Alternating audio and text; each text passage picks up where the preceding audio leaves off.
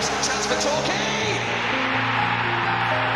Chris Hargreaves, the captain. If he stays offside, Carlisle checks instead. He's looking for Benny. Sells. It's been an eventful week to be a Torquay United fan. There's been a lot that has happened, mainly in the game against St Albans, which we're going to go through, and the Devon Bowl. We're going to talk about that. We're going to talk about the women's team. We're going to talk about the youth team and just how we rate our start. We've done a corner, Kelly's corner, where you've talked about our first 10 games. But yeah, I'm joined by Tom, Clive, and Chris, and we will be discussing everything. So, I'm going to have a bit of a disclaimer actually about St Albans. Apologies to anyone who's near me at that game because it's been I've had a bit of a tricky couple of weeks, and that game was the thing that tipped me over the edge. But it was good to get it out. Mainly in the second half, obviously it was very disappointing aspects of our performance, of course, but stuff that we saw as we move into should never be seen on a football pitch, and it was just there's a bit of a tribal protective of your players afternoon. So big apologies to those who are around me. That's not the sort of language I expect to hear on Gull'S Eye View because I usually edit it out. So, but yes, it was very angry, and we'll find out why in a bit. So we'll start with Chris. We'll talk about St Albans. Right. It was a bit worrying at first. We'll talk about the first half. It was a bit worrying, wasn't it? Because I was very worried at how pressured and nervous of making a mistake, and a bit afraid the body language appeared to be of our players. Is that fair enough? Yeah, I think the thing for me, which is very similar to the Averley games, we've got to work out ways to play against these sides, because I think we know everyone's going to come. There are a lot of clubs, particularly sides down the bottom of St Albans, they're going to come in a low block. They're going to come to frustrate. They're going to come to take ages over throw-ins, take ages of goal kicks, time waste, do what they can to disrupt the game, which is it's not fine. But if that's what they want to do, then you can't stop that. But I think it's just finding ways to get through these teams, because I mean, at the minute it's very much get the ball out wide, get it in the box, isn't it? And we need to find ways to play. The interesting thing was they actually played through us twice. The one in the first half that Drea blocked on the line, the one just before our goal when they hit Heyman saved with his face. They played through us, which is exactly kind of what we needed to be doing. It wasn't until Musa came on in the last 20 minutes or so that we actually had somebody that was breaking the lines, moving around, and actually playing balls around the sides, getting overloads, and actually getting some kind of dragging people around and moving people around. I thought when they were down to 10, we actually moved the ball. You have to move the ball quickly, keep him running, keep him moving, open the space and make the extra use of the extra man. But I think the tempo in the first half has been a bit of a concern all season, especially in the home games where we need to be taking it to teams. We're not, apart from Chippenham, we've not taken it to anyone. Enfield, we went behind first 5 minutes. First half against Averley was similar to against St Albans, really. So I think we need to work out how we can play with a faster tempo and impose ourselves. Clive, do you reckon it's fair to say that maybe it's just that, as Chris said, that lack of intensity and just movement off the ball was my big problem. We'd have the ball and no one was really wanting it, and that's a bit of a worry because it just allows teams to sort of go, they're nervous here. We need to really, we've said it a lot of times now, kind of destroy teams psychologically in the first 20 minutes of these games. And I think that's what we're going wrong. You're not going to keep that pace up for 90 minutes, and maybe it's a case that there might be a game plan to be like, keep it patient and then tie them down the second half. But I just think you need to go for it more in first half. What do you reckon? I suppose if you look at the kind of front five on Saturday, maybe doing one at a time. I thought Threlkeld was disappointing again, really. Fine. He'll sit in front of the back five and try and break up play and give a little bit of solidity, but there isn't a great deal there in terms of passing or anything dynamic. I want to take more risks with him a bit. Maybe. Hassani will have better days. I still would have him as a starter every week at the moment, based on what else we've got in the squad. Thought Hayfield didn't quite look back on it. He's obviously physically fit again, but maybe he'll be better next time for a bit more training coming back from his injury. And then you got the front two. In theory, it could be a match made in heaven, but I don't think Seymour's all that quick, and he doesn't seem to anticipate Cook's knockdowns as well as I'd hope that he would. Linking up yet, are they? That is the tactic, for all we talk about breaking the lines and getting through them quickly. Actually, the big ball onto Cook's head, Seymour needs to be close to him. It's the old sort of Kevin Phillips and Niall Quinn. Don't go more than 10 yards away from the big fella. And it just wasn't very good. It wasn't very inspiring at all. Tom, you were there. You made a trip down, as I correctly remembered. Haven't decided it out when you corrected me at all. What did you think? Well, I was hoping for a reaction from the lads after the debacle the previous week in the FA Cup, and the first half was rather disappointing. We were very lackluster with the ball, gave it away too many times. St Albans, had they decided to actually give us a bit of a game, I think we would have been in a bit of trouble there. A lot of players, didn't they? They switched on immediately. We scored, and they were good for 5 minutes, and that was enough for a point. In the midfield, I felt we were very weak. As already mentioned, Oscar didn't have a particularly great game. It was weird because I watched him a few times. He was when the ball was in the air, he would kind of be in two minds whether to go for it. And then he kind of decided not to go for it. And then that kind of let St Albans get in at the back. And I mean, yeah, we probably should have been a goal down at half time. Neither side offered much, but I think St Albans had the best chance. What a great chance. It's incredible. I really rated Dre so far this season. He's been, I think, one of our best signings. And again, I think he's just shown, for only 21 as well, like he's a very young player, but he's got a promising future, I think. I think as well, Tommy, just on that, you said about midfield as well. I don't know what you think, Tommy, but I just think we're kind of not using them enough. They're kind of, you think you've got Hassani, Moosa's not playing, particularly in that sense. You've got kind of Hayfield and Threlkeld who are the kind of the workhorses a little bit more.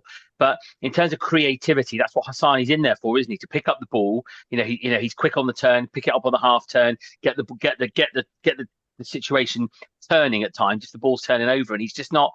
It's not his fault, I don't think. There's something about how we're playing. We're just not. There's no movement.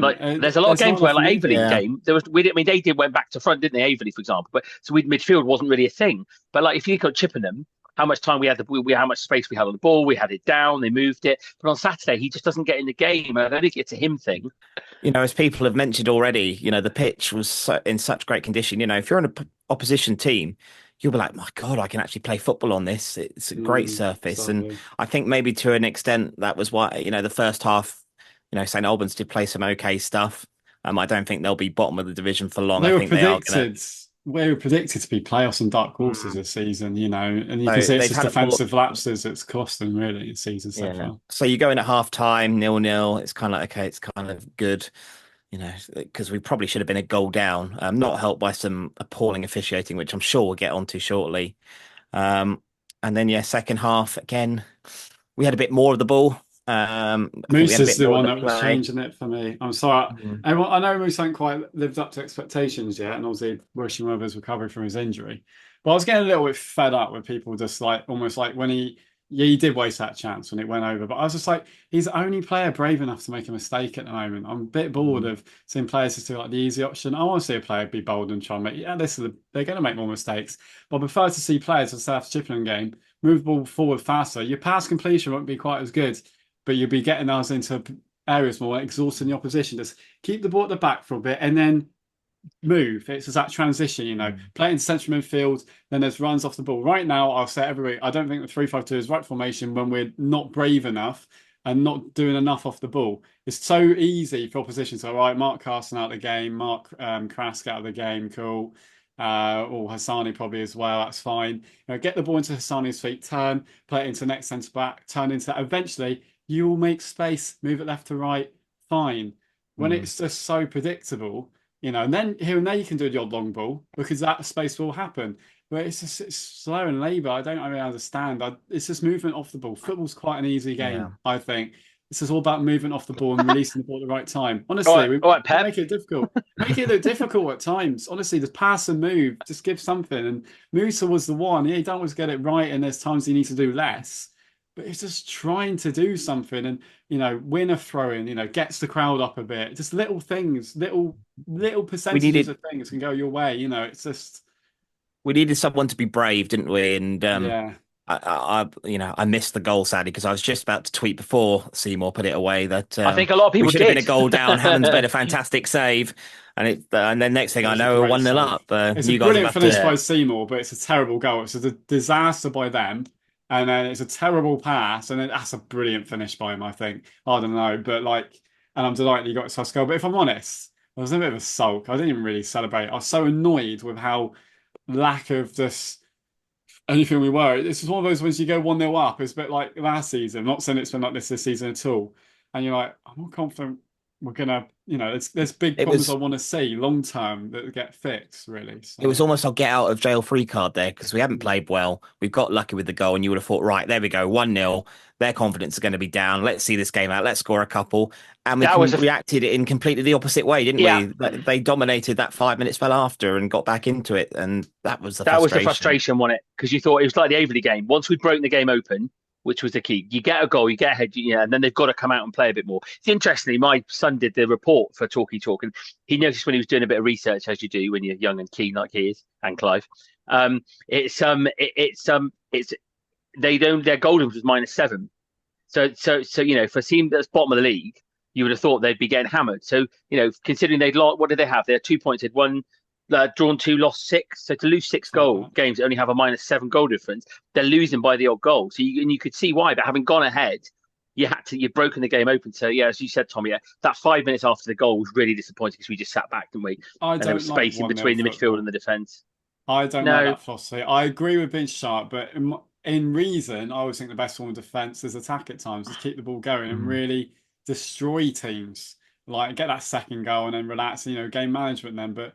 When you go 1-0 and it's like, it works against Dorking, but in another day we've lost that game 3-1. You've got three and a bit thousand behind you. You should use that as motivation to get the second, get the third. Pressure. I really think it's definitely now arms around shoulders kind of couple of weeks. If I was like, and they just need a little bit of come on, get your confidence. Look at them at Enfield; they're so good at times. They're so good away, and I know teams maybe watch us out a bit, but don't get a little bit frustrated and afraid. They weren't quite. I was a bit worried, especially in the first half. They just looks a bit afraid to make a mistake.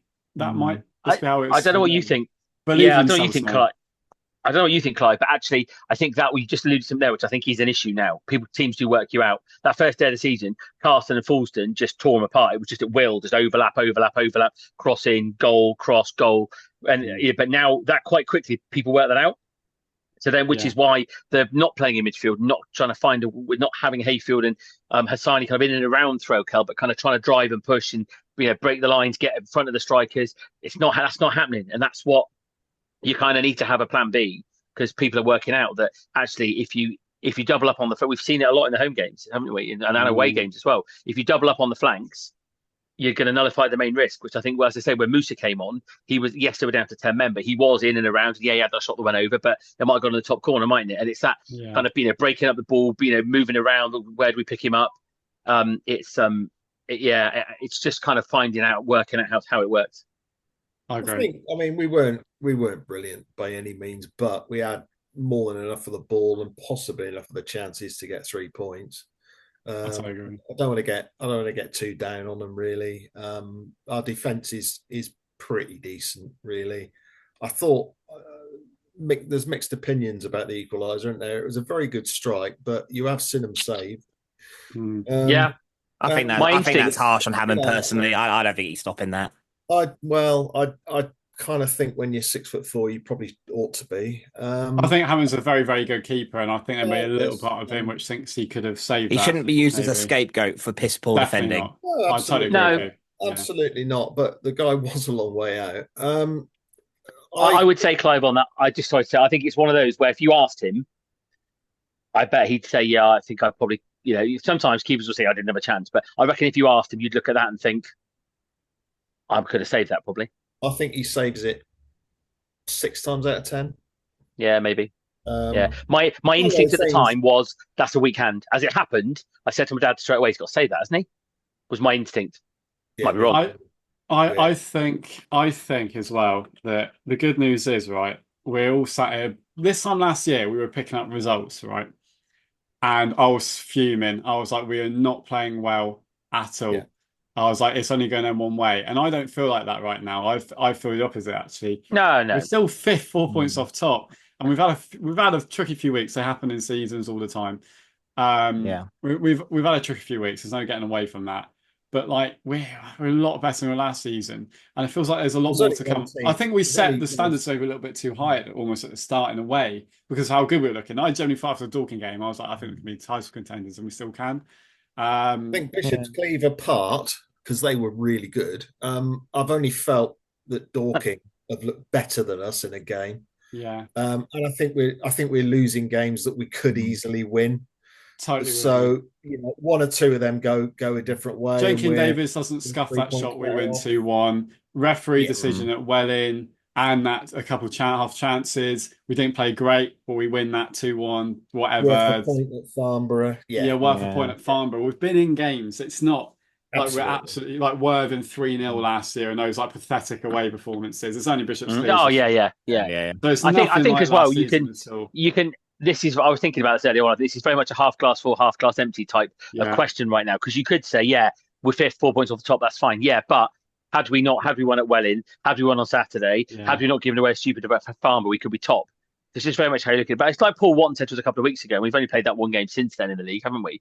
That actually you'd take this now, wouldn't you? But equally, having said that, there are 2 draws at home. There's an argument that says both of those 2 draws at home, we should have won both those games, really. They're both games that we had the chances, we had the territory, we should have won. I'm a little bit concerned. Yeah, I still want our first half performances to be better, and I'm a little bit concerned about certain things, but also glass half full for me right now. Yeah. Obviously the club is getting into a fantastic place. People shouldn't think because we're being a bit critical over a 1-1 draw at home to St Albans. It's not the fact that we're frustrated for the players in the club more than anything. Yeah. Like we all felt the same. We were a bit better, and we all felt coming out of the game like. It's good to have these issues like now when we're fifth early on in the season rather than towards the middle and the end where we're kind of pushing like we were last season. We were always on the cusp of maybe finishing in the playoffs before everything went south. And we're talking talk. We're going to give all the praise in the world, but also it's going to be at times like, we're going to see a bit more. What's the point in having a journalist? The other thing. Can I just make the other thing as well? Sorry, Chris, you go and then I'll. No, go, Clive, carry on. Just a quick suggestion. I think people might be getting bored of us rambling on like this for a minute. So can we please talk about the red card and the penalty? Yeah, I was about to move. Right, now, this is when it all goes out the window. So I have never been so disgusted at something I've seen on a pitch in a long time or ever. Like, it was right in front of me. I've never seen a player just purposely go, see, bang. It was ridiculous, and I don't even think I don't know if the ref was going to send them off. It wasn't after Pop's side trying to get him. I don't understand what goes through a player's mind. I know it might have been a retaliation or something, but I don't understand. Disgusting.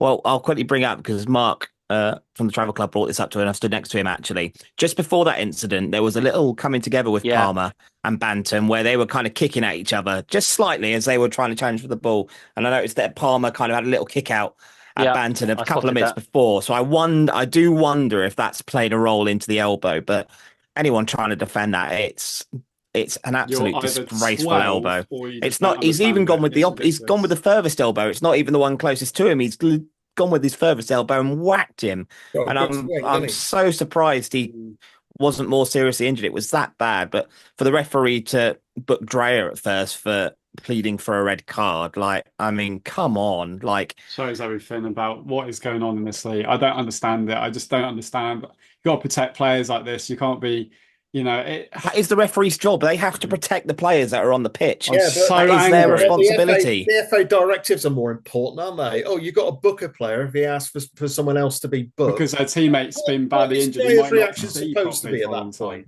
He's just seen. Let's call it what it was. He's just seen GBH. It's assault. The guy's done him good and proper, and the first thing the referee does is book Sam Dreyer. It's absolutely scandalous. I've never been so disgusted. Honestly, I was so angry. I skipped in Shikari when they came on, their sponsor, and they were my favourite bands. That's how angry I was. But I was literally, I was so angry at and look, that tackle, sorry, Chris, that tackle on Musa, never intentional to cause damage that it had done, but still, what on earth is going on in this league? You can't be that bad as a referee and a linesman to not see that. You cannot be. He missed the ball by a yard, doesn't he? He's not. He cannot be that bad. I was in the front row of Bristow's. I got more of the ball than he did in that challenge. Absolutely, you cannot be that bad. I hope it is. I hope it's not more going on. I hope it's not some directive that, oh, talking about a big crowd, don't be influenced by them. And our referees are turning up like they're all some rubbish like that. But I can't understand how someone is so bad at their job they haven't seen that. And like Moose has gone down in pain, screamed in pain. He was on the pitch. He was almost in tears. It's horrible to see. It was They all horrible stop. to see.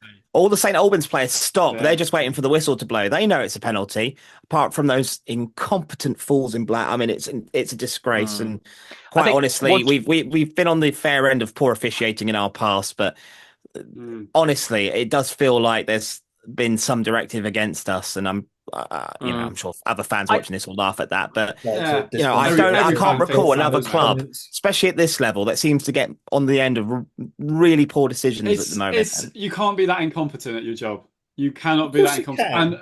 That wedding ref, that decision at Welling, you can't be that incompetent. But I'll tell you what, be doing it. The only good excuse would have been if the linesman was on the other side, but the linesman is right there. He has got a direct view of what's going on.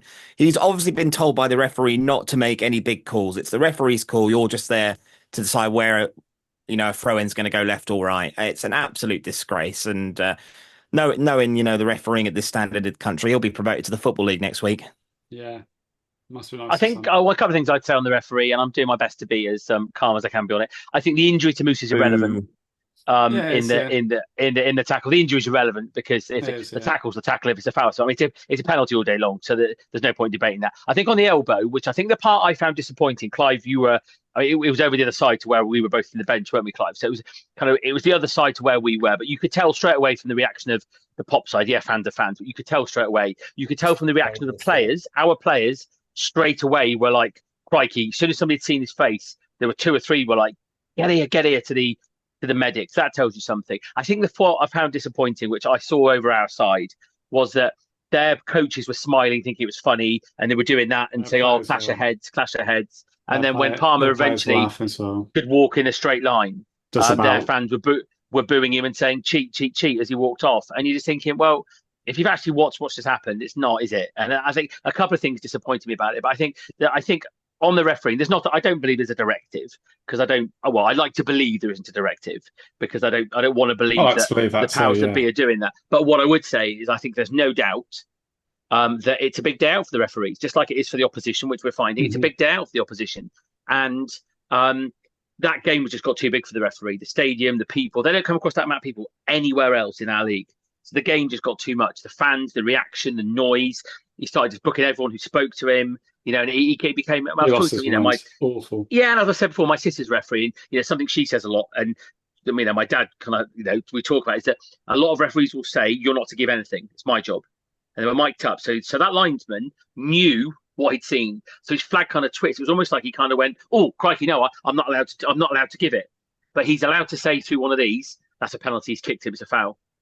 But I mean, the way my dad phrased it, walking back to the car, which I think is probably the best way, is the referee was like he had paralysis in that last 20 minutes. In that almost it had become so much for him, he couldn't give anything. Because if you watch the replay, he doesn't do that or shake his head or all of that dramatic stuff. He just stands there. Pretends out. He doesn't do anything. So yeah, I mean, yeah, I always actually try and we need refs. We need refs. I always try and say from that point of view, but when they make it about them and just don't protect my players, any players, I was disgusted. I was so angry and hurt for Musa and Palmer, especially. I was just so angry, and it's horrible. It's like a tribal thing, is that's what we do football. And I lost a lot of respect for St Albans that day. Really, nothing against. I know a few of their fans were really nice, but I just lost a lot of respect that day. I don't like that side of football at all. No, I think, I'm looking forward to the away game now. It's always a pleasant place to go with its good day out. One cathedral and two railway stations. I'm going to St Albans as well. Yeah, I'm going to that one as well, Clive. Absolutely. January, I think. And we need to, as discussed last week, we need to stand together and make it hostile for them. Because that was unacceptable on Saturday. Obviously the referee's responsible for a good bit of it, but that elbow, it's a criminal offence. It's absolutely premeditated. It's disgusting. I'm so disappointed in that player. But I hope he gets longer than 3 games. Deserves it, honestly. Well, if he gets more than 4, he'll get 4, won't he? It's ridiculous. I don't think there's any vehicle within the FA where you can, though, is there? There isn't a scale of offence, is there?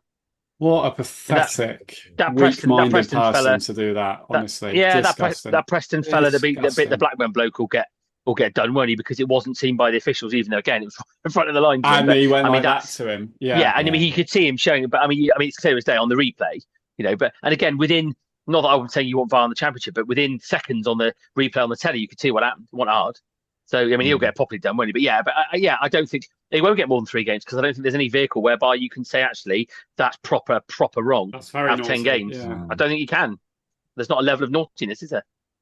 One thing I don't like is the fact now it's not so much as an excuse. The officiating's given us an excuse to some extent that we've had a chance to win the game. Like we should have had a penalty, and we, arguably should have had a chance to win the game, but should have had 2 penalties with a handball. Yeah, but our performance overall wasn't particularly great, and we're in a bit of a rut at the moment, but we'll get out of it. I've got trust in the players. And actually, having 2 weeks off probably isn't the worst thing in the world for us right now. Yeah. Hopefully, what might look to put a friendly in the middle somewhere, keep like the fringe players sharp, and give those who need a rest. But ultimately, our performance was maybe 6 out of 10 on Saturday. But that was still done enough to win the game, though. It was very poor. We've still done enough to win the game. But I would say it's been a frustrating few weeks, and I think a lot of frustration boiled over from the Bishop's Cleeve.